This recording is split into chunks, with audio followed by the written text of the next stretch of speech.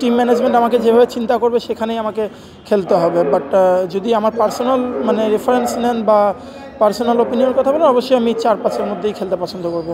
আর দ্বিতীয় প্রশ্ন থেকে আকবর, মানে যারা কাপল অফ প্লেয়ার্স মানে পৃথিবীতে আসে যারা আর কি ক্যাপ্টেন্স মেটেরিয়াল হয়ে আসে, তা যদি বিপিএলে আপনাকে ক্যাপ্টেন্সি বলা হয় মানে would you like to lead, যদি বলা হয় মানে বলতে না, আমি এখনও মানে এটা ভাবতে হবে। অবশ্যই যদি ম্যানেজমেন্ট থেকে এরকম প্রপোজাল আসে অবশ্যই ভেবে দেখতে পারি, বাট দেখা যাক। এটা অল ডিপেন্ড করতেছে যে আসলে কীভাবে টিম ম্যানেজমেন্ট কীভাবে সব কিছু চাচ্ছে তার উপর।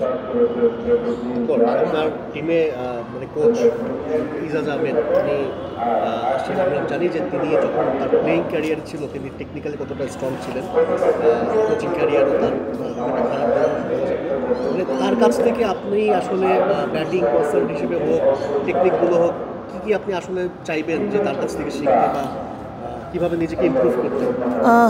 বিপিএল অবশ্যই অনেক বিজি একটা টুর্নামেন্ট। এখানে আসলে মানে প্র্যাকটিস করার সময়টা খুবই কম পাওয়া যায় আমাদের। তো যেই অল্প সময়টাই পাবো ওটাকে ম্যাক্সিমাম চেষ্টা করব ইউটিলাইজ করা, এবং তার যেই এক্সপিরিয়েন্স আছে এবং আপনি যেটা তার টেকনিকের কথা বলুন, অবশ্যই তিনি মানে চমৎকার একজন প্লেয়ার ছিলেন।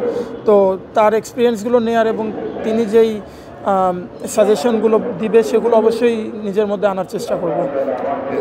আপনার একটা জিনিস আছে, এই প্রশ্ন সম্পর্ক প্রশ্ন যে আপনার কি মনে হয় এরকম মানে যেই বিপিএল মতো টুর্নামেন্টে এসে আসলে টেকনিক্যাল কাজ করার খুব বেশি একটা সুযোগ থাকে না, বিকজ যেই পরিমাণ সময় ছোটো থাকে মানে কোনো কিছু হয়তো বললেও হয়তো মাথায় রাখতে পারেন যেটা পরবর্তীতে আপনি মানে না। ট্রু, এটা এরকমই হয় আসলে, কারণ মানে টুর্নামেন্টটা এত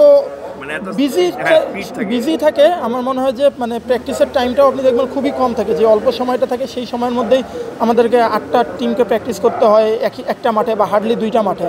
তো এখানে আসলে অল্প সময়ের মধ্যে টেকনিকটা চেঞ্জ করা খুবই কঠিন। বাট অবশ্যই তারা যেই কথাগুলো বলে আমরা চেষ্টা করি সেগুলোকে নোট ডাউন করার, এবং যখন অফ সিজন থাকে বা যদি সামান্য কিছু থাকে যে হ্যাঁ ইনস্ট্যান্ট চেঞ্জ করা যাবে, তখন আমরা চেষ্টা করি চেঞ্জ করার। বাট যদি মনে হয় যে না এটা এখন আমার জন্য চেঞ্জ করাটা কঠিন হচ্ছে, ওটাকে আমরা নোট ডাউন করে রাখি, চেষ্টা করি পরবর্তীতে কাজ করার এবং হোয়াটসঅ্যাপে যোগাযোগ করার। স্যার আমি বুঝিনি। প্র্যাকটিক্যালি আপনার দলটা একটু পিছিয়ে মানে কাগজে কম, যদিও আপনারা টিম গেম খেলতে পারেন, আপনি আছেন কতটা পসিবিলিটি দেখছেন আপনি শহর দেখছেন এই দল নিয়ে মোমেন্টামটা পান ভালো করা সম্ভব? না অবশ্যই, যে কথাটা আমি মানে একদম প্রথম কোয়েশ্চেনেই বললাম যে পেন অ্যান্ড পেপারে আসলে টি-20টা হয় না। আপনি খুব অল্প সময়ের খেলা, পুরোটাই ডিপেন্ড করতেছে যে কোন টিমটা মোমেন্টামটা গ্রিপ করতে পারছে। আমার মনে হয় যে আমরা যদি আমাদের পোটেনশিয়ালে খেলতে পারি এবং একবার যদি মোমেন্টামটা আমাদের দিকে নিতে পারি অ্যাজ এ টিম, তো আমার মনে হয় অবশ্যই ভালো করা সম্ভব।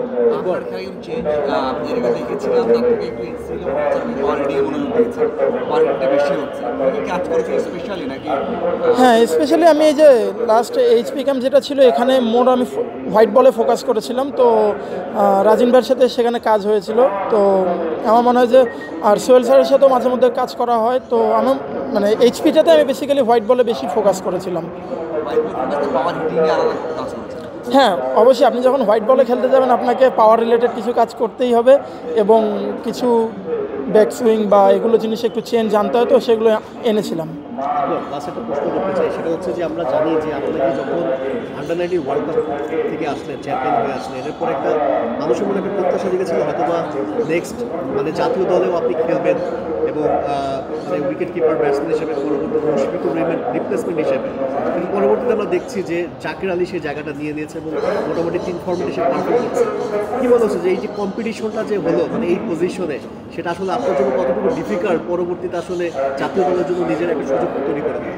না, আমার মনে হয় না যে কম্পিটিশনটা আমার সাথে অন্য কারো বা অন্য কারোর সাথে অন্য কারো। আমার মনে হয় যে কম্পিটিশনটা মোর নিজের সাথে। আমি যদি ভালো করতে পারি ইনশাল্লাহ মানে যে কোনো জায়গায় আমাকে সুযোগ দিলে যদি ভালো করতে পারি অবশ্যই আমার সুযোগ আসবে।